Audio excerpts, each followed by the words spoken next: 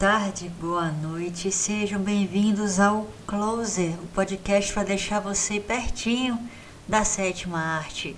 Eu sou a Flávia Leão. E eu sou o Gesiel Bueno e esse é o melhor podcast desse Brasil.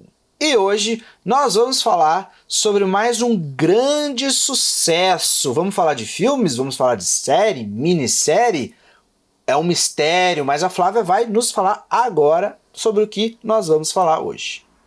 E antes de a gente começar, eu quero pedir para vocês não se esquecerem de se inscreverem no nosso canal no YouTube, de darem o like lá no nosso canal e de ligarem o sininho para sempre saberem quando os novos episódios forem publicados. Tá bom, galera? Então vamos lá.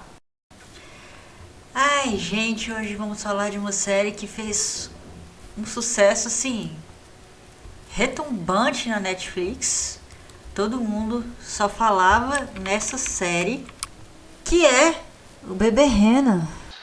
Beberrena, Baby Reindeer, não me lembro.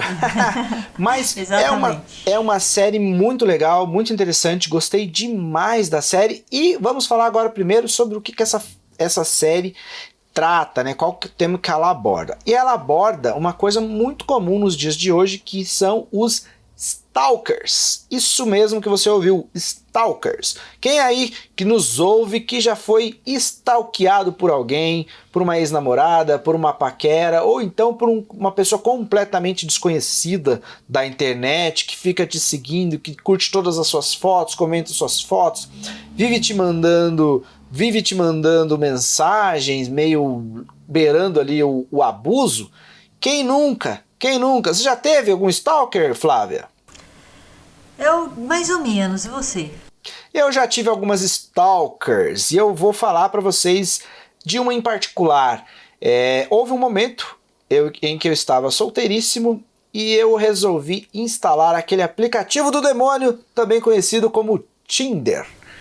Muitos de vocês devem utilizar o Tinder e super respeito, não tenho nada contra. Muita gente utiliza o aplicativo e se dá super bem e tal, conhece pessoas muito legais e, pô, bacana. Já conheci mais de uma pessoa que acabou se casando aí por meio de conhecendo ali o futuro amor da vida pelo Tinder e são super felizes hoje, né? Mas pra mim não foi tão legal assim as minhas experiências com o Tinder. Conheci várias pessoas legais, tive alguns relacionamentos breves, mas tive alguns relacionamentos. Legal, me diverti, mas teve alguns problemas. E esses problemas foram algumas stalkers que eu tive. E dentre elas tinha uma moça natural, que eu não citarei nomes aqui, né? Mas teve uma moça que eu conheci no Tinder uma vez e a gente ficava conversando e tudo mais e ela se tornou uma stalker completa e assustadora na minha vida.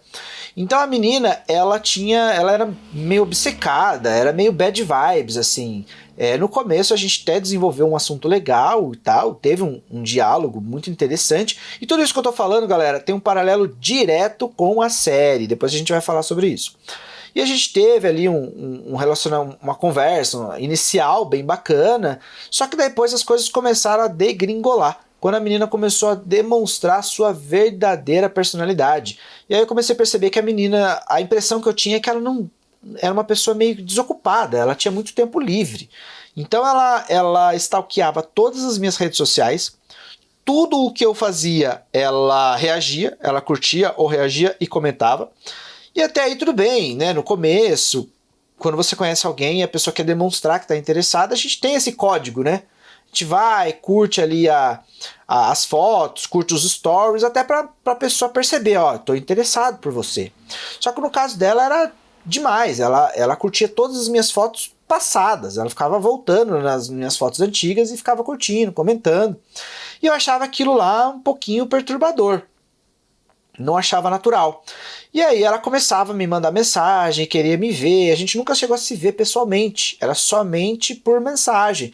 E ela falava umas coisas meio estranhas, do tipo, a gente conversava, mas não eram assuntos assim tão Nossa, que intensos. Nossa, como eles são intensos. Não, eram assuntos meio de cotidiano, mas ela falava, não, porque eu já conheci muitas pessoas, mas você tem algo de especial.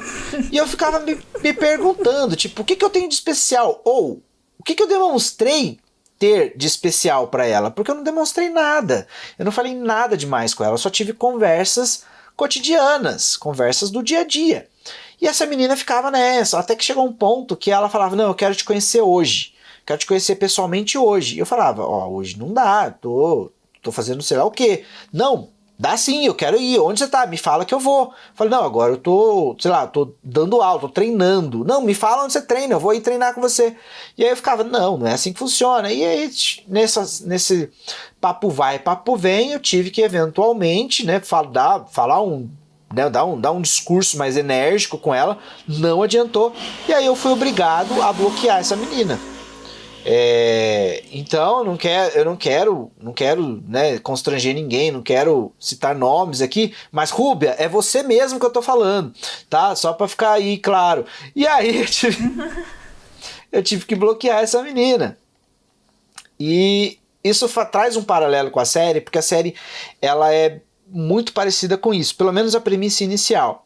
Ela conta a história de um comediante e a gente precisa deixar claro que esse comediante, ele existe real, que é o ator que interpreta a série. Ele também é responsável pela criação da série. Ele criou ali o argumento, acredito que tenha, eu não sei exatamente se ele escreveu o roteiro da série, até porque uma série, ela conta com vários roteiristas, é uma sala de roteiristas, mas ele teve um papel ali crucial nos roteiros, inclusive até na direção de alguns episódios ali, ele tem uma certa participação. E aí acontece basicamente o seguinte, a premissa inicial da série é que ele trabalha num bar, ele é um comediante frustrado, mas trabalha num bar como balconista, e aí um dia aparece uma mulher e ela tá chorando, tá num estado bem vulnerável, ele se sente, tem uma certa empatia por essa pessoa, e ele acaba oferecendo para ela uma bebida de graça ali, sei lá, uma coca para ela, alguma coisa assim, um chá para ela, e a partir de então essa mulher começa a ir todos os dias lá nesse bar onde ele trabalha e puxa assunto com ele, fica falando sem parar, todo dia vai lá pedir refrigerante de graça e tudo mais, e ela começa a stalkear ele e começa a arruinar a vida desse cara. E aí a gente tem essa impressão de que a série é isso, sobre esse stalker. Só que daí a gente descobre que não é só bem por aí. A série ela aborda outras questões. A gente percebe que esse personagem ele começa a permitir esse stalker, esse comportamento stalker dessa a Marta, né, a personagem que começa a stalkeá-lo. E a gente a princípio não entende por que esse cara tá dando bola para ela se ela é, obviamente, uma stalker. E aí a gente percebe que tem mais caroço nesse angu, que esse personagem ele já tem um background ali de abuso e isso meio que deixou ele com uma certa carência emocional que acaba sendo preenchida pela forma como essa stalker trata ele. E isso começa a enriquecer muito a série. Então, de uma premissa super simples, a gente começa a lidar não apenas com abuso, não apenas com stalker, mas também com abuso psicológico, abuso físico, abuso sexual e abuso emocional. Então a gente acaba tendo nesse personagem, nesse protagonista, uma psique ali muito complexa, muito cheia de camadas. E acho que isso que é o grande diferencial, o grande chamariz dessa série e também a razão de ela ter feito assim tanto sucesso. Olha, eu acho que essa série, o que resume ela é bizarrice total. E como você falou, esse moço, né, o protagonista da série, como é o nome dele mesmo? O Richard Gere, ele tem algum problema, não por ter vivido o que ele viveu de verdade, mas por ter querido, de certa forma, reviver isso filmando a série. Eu não entendo como é que pode isso ter acontecido, Gesiel. Eu já entendo, em partes. Eu já me relaciono de uma forma mais direta com esse personagem, porque eu acho que é uma coisa do artista. O artista, eu falo na condição de artista, na condição de realizador, na condição de escritor, de roteirista, de diretor, e até como outras nichos artísticos que eu acabo atuando, né, na música, enfim. Então eu consigo me relacionar muito com esse personagem. E eu vou até traçar mais um paralelo aqui de uma possível obra que a gente pode trazer aqui no nosso podcast, e que eu até gostaria que as pessoas, nossos ouvintes, demonstrassem aí, manifestassem se eles têm interesse ou não que a gente fale sobre a série Quiet on the Set. Alguma coisa assim, peraí, deixa eu confirmar o nome da série aqui. Quiet on Set, que é uma série, é um documentário de 4 episódios que aborda os traumas vividos pelas crianças que trabalharam na Nickelodeon. Então a gente vê várias coisas muito bizarras de abuso moral, abuso psicológico e também abuso sexual em cima de crianças e adolescentes. E você percebe um certo padrão ali, né? Todo mundo tem uma forma de lidar com o trauma. As pessoas convencionais lidam com trauma ali com drogas, com bebida, com violência.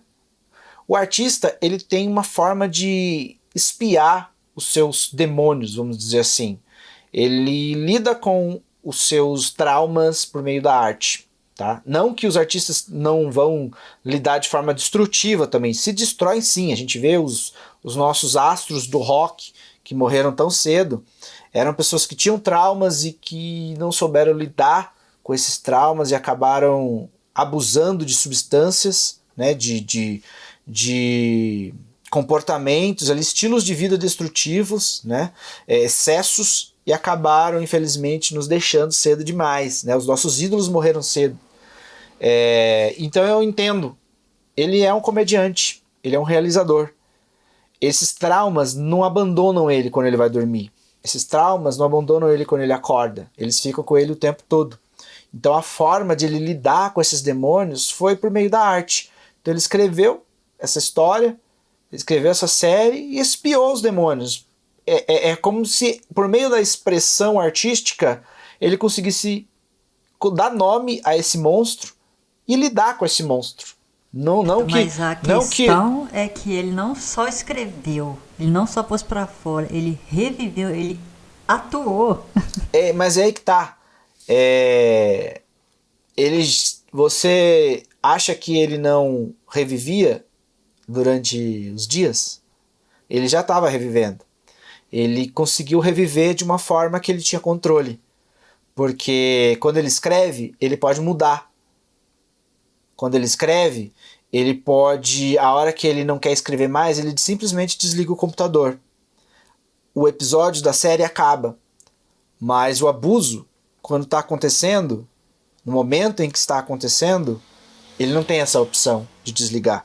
Ele não tem a opção de desligar o computador na hora que ele está sendo abusado. Ele não tem a opção de dar pause e fazer outra coisa no episódio da série enquanto está rolando um abuso. Então, quando ele tem a arte, ele domina. Ele sabe a hora de começar, ele sabe em que grau que as coisas vão, e ele sabe a hora de parar. Então ele tem esse controle. Se ele fosse músico, ele provavelmente colocaria isso numa música. Se ele fosse um escritor, um romancista, ele com certeza colocaria isso em um romance. Ele é um comediante, ele é um escritor, ele produz série. Então ele colocou isso na série dele. Eu tenho certeza que o trauma não passou. Mas esse trauma, que era um monstro de 5 andares, talvez agora ele tenha apenas 1 andar. Porque agora ele tem controle sobre esse monstro. Eu já vi uma análise feita sobre a série, que diz que, na verdade, não foi um abuso de mão única. Não foi só ele que sofreu um abuso, mas que ele também abusou da... Como chama? A personagem Da Marta. Da Marta. Então, aí o que acontece? Não, aí já vamos entrar numa polêmica, que é muito legal. Muito legal a polêmica, não a situação. Cara, pra todo mundo que acha que ele sofreu, ele abusou da Marta, eu acho que ele cometeu erros, sim, de ter dado a esperança pra Marta, de ter estimulado o comportamento dela. Mas a gente, depois que você entende, você assiste toda a série, você compreende, não que isso justifique, mas isso explica. Você consegue compreender por que ele dava tanta chance pra ela. Por que ele não cortava ela logo de vez.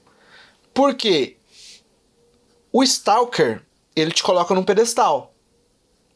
Ele faz você sentir diferente, mais especial do que todas as outras pessoas fazem. Você concorda? Concordo. Aos olhos da Marta, ele era uma pessoa muito melhor do que ele acreditava ser. E essa sensação de ser idolatrado é viciante. Ela faz muito bem pro seu ego. Saca? Então isso é viciante. É a mesma coisa da droga. A droga te faz mal, mas ela é gostosa, prazerosa na hora que você está utilizando. Então eu vejo muito nisso. É o que a personagem da Marta faz. É o que ela fala. Sempre que ela discute, ela dá a entender de que era ele que procurava ela. E aí, quando você vê a entrevista que a Marta se deu lá um programa de TV, ela é contraditória o tempo todo. Ela fala o tempo todo que ela não é a Marta. Porque o nome dela não é Marta. O nome da mulher verdadeira não é a Marta. Ela fala, não, mas eu não sou a Marta que ele tá falando. E ao mesmo tempo, ela acusa ele de várias coisas. Não, mas isso que ele falou não é verdade. Mas peraí. Se você não é a Marta, se ele tá falando de outra pessoa, por que você tá se defendendo? E ela fala, não, mas ele é um psicopata. E aí eles falam, na série, ele fala que você mandou tantos e-mails, você ia lá todos os dias, e você mandou tantos e-mails pra ele. Aí ela fala, não, eu não ia lá todos os dias. Eu só vi ele 2 vezes na minha vida toda. Veja bem, eu só o vi 2 vezes em toda a minha vida. Isso é uma situação que ela fala. E aí logo depois ela fala, não, mas eu não mandei tantos e-mails pra ele. Eu mandei só 4, 5 e-mails. Aí eu te pergunto, uma pessoa que você viu 2 vezes na sua vida, você não namorou com ela, você não teve um encontro com ela, você só a viu num bar 2 vezes na sua vida, você vai mandar 4 a 5 e-mails pra ela? Por quê? Ela começa a falar várias coisas que ela mesma se contradiz. Então, e outra coisa, o ator, que agora me sumiu o nome, o Richard Gere, ele afirma em todas as declarações. Ele é coerente com o que ele fala. Ele fala, pessoal, a série não é um documentário. Ela é inspirada em coisas que aconteceram na minha vida.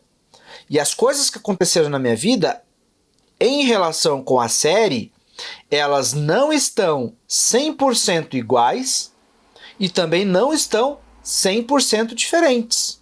Ou seja, o que ele está falando? Ele pegou uma situação real e se utilizou a liberdade poética. Galera, o que é liberdade poética? Isso eu dou esse recado para as pessoas tontas que ficam assediando as pessoas reais. Tem gente que vai lá na mulher lá, que identificaram ela, né? Falaram assim, você é a Marta da vida real, que o nome dela não é Marta. As pessoas começaram a assediar a mulher, xingar a mulher, como bárbaros. Ou seja, eles estão agindo igual a Marta agora. Saca? Aí tem um produtor que se parece fisicamente com o ator da série. foram lá e falaram assim, você é o cara que abusou do Richard. Cara, nunca abusei do Richard. E o Richard, em momento algum, identifica quem é o produtor. Cara, quando você utiliza-se de liberdade poética, você pega, por exemplo, fulano me sacaneou na minha vida. Eu vou criar esse personagem, eu vou colocar características nele de outras pessoas. Pessoas do meu convívio. Eu vou criar um personagem novo. Porque por uma coincidência... Uma caricatura, né? Exato, exatamente. Não significa que só porque o ator da série se parece com um produtor real, significa que seja ele. Não faz o menor sentido. Galera, não façam isso. Na boa, não façam isso. Não assediem ninguém na internet. Você não seja uma Marta na vida real. Liberdade poética, galera. Liberdade poética. Então, tudo que nós vimos na série, a série não é um documento, não é um documentário. Ela é uma série de ficção inspirada em fatos. A gente não sabe o que de fato aconteceu, o que aconteceu de verdade e o que aconteceu de uma forma menor ou maior, e o autor, ele construiu esse cenário para se tornar uma obra de ficção, uma obra de entretenimento. Se ela é inspirada em fatos, é uma outra questão, mas tratem a obra como uma obra de entretenimento. Se ela te faz refletir, utilize isso para a vida. Mas não queira ser Robin Hood da vida real, não queira ser justiceiro da internet. Só porque você ouviu meia dúzia de palavras, viu meia dúzia de coisas, você não é o rei, você não é especialista. Se você ouviu um meme, se você ouviu uma notícia no WhatsApp, isso não te torna especialista. Tá, galera? Vamos usar aí mais o raciocínio lógico pra gente ser pessoas melhores, ok? Fica um recado aí dos nossos ouvintes. Se você não precisava ouvir um recado desse, perdão, mas também pega esse recado e passa para alguém que você sabe que precisa ouvir isso. Isso aí, galera, pega essa ideia. Mas então você acha que grande parte do sucesso da série vem em razão de ter ocorrido, assim, de ter sido baseado em fatos reais?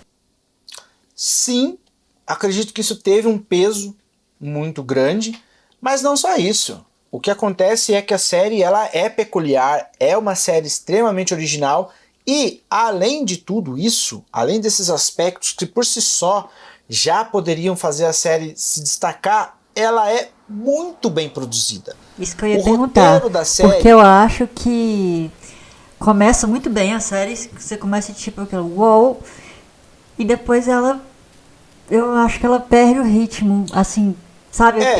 Vou perdendo o entusiasmo. Então, eu acho que tem muito uma questão de a série pode funcionar para pessoas e não funcionar para outras, até porque ninguém é igual, cada um tem uma trajetória, cada um tem sua história, suas referências, e o que funciona para você não necessariamente funciona para mim e vice-versa, isso é natural, tá? Então eu acho que entra muito nisso.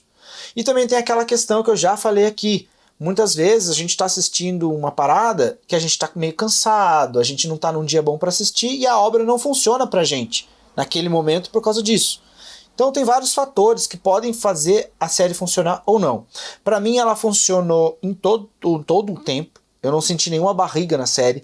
Para mim ela não cansa em momento algum. E uma sensação que eu tive, que eu gosto muito, são situações constrangedoras que a série faz. Ela te incomoda pelo incômodo. Eu adoro o humor constrangedor. Haja vista que eu sou muito fã de The Office, que é basicamente... É uma série basicamente... O humor dela se baseia basicamente no humor constrangedor. E a série fica te constrangendo o tempo todo. A direção faz você sentir aquela sensação de vergonha alheia por meio dos personagens. E eu acho isso muito bem acertado. A atuação está impecável. O que é aquela atriz que interpreta a Marta? Ela é um fenômeno. Mas o Richard Gere tá sensacional. Sensacional.